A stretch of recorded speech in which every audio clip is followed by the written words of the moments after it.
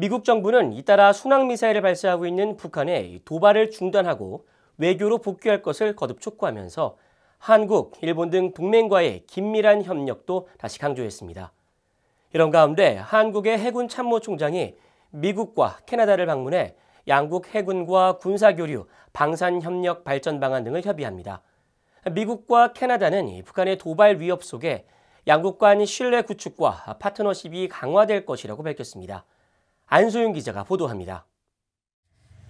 북한이 2일 오전 11시쯤 북한 측 서해상으로 또다시 순항미사일을 발사했습니다. 한국합동참모본부는 북한이 발사한 순항미사일 여러 발을 포착했으며 미국, 한국 정보당국이 정밀 분석 중에 있다고 밝혔습니다. 미국 국무부 대변인은 이번 발사와 관련한 BOA의 논평 요청에 우리는 북한이 한국 시간으로 2일 순항미사일 수발을 발사했다는 보도에 대해 우려를 표하며 이번 발사는 열흘 만에 4번째로 보도된 발사라고 지적했습니다. 그러면서 우리는 북한이 더 이상의 도발적이고 불안정을 초래하는 행위를 중단하고 외교로 복귀할 것을 촉구한다고 밝혔습니다.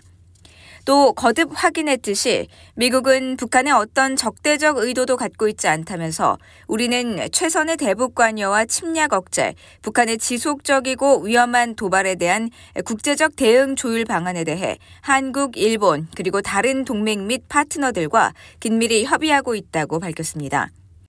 미국 국방부도 북한의 도발을 예의주시하고 있다며 더 이상의 도발 행위를 중단할 것을 촉구했습니다. 국방부 대변인은 우리는 이런 행위들을 모니터링하고 있으며 북한이 더 이상의 도발적이고 불안정을 초래하는 행위들을 삼가고 외교로 복귀할 것을 촉구한다고 밝혔습니다. 이런 가운데 한국의 양영모 해군 참모총장이 지난달 30일부터 오는 7일까지 일정으로 미국과 캐나다를 방문합니다.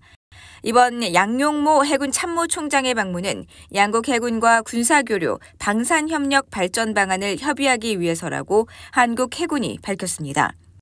미국 해군은 이와 관련한 BOA의 논평 요청에 동맹과 파트너는 오늘날 전략적 환경에서 전장의 필수 요소라고 강조하고 우리는 이 같은 방문과 훈련, 작전, 교육 등을 통해 신뢰를 구축하고 상호 운용성을 향상시켜 미한 동맹과 파트너십을 강화할 수 있을 것으로 기대한다고 밝혔습니다.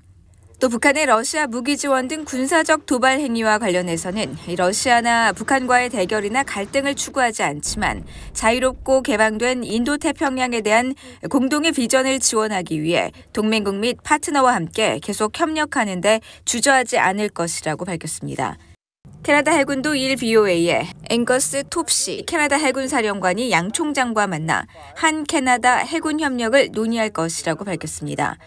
특히 올해 말 인도태평양 전략에 명시된 해군력 증강 계획의 일환으로 몬트리올과 밴쿠버, 오타와에 배치될 캐나다 해군 함정 및 2025년 인도태평양에 배치될 캐나다 해군 함정 계획이 논의될 것이라고 설명했습니다.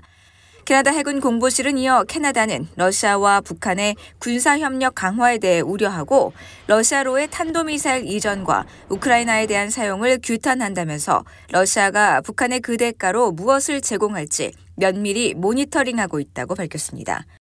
BOA 뉴스 안소영입니다.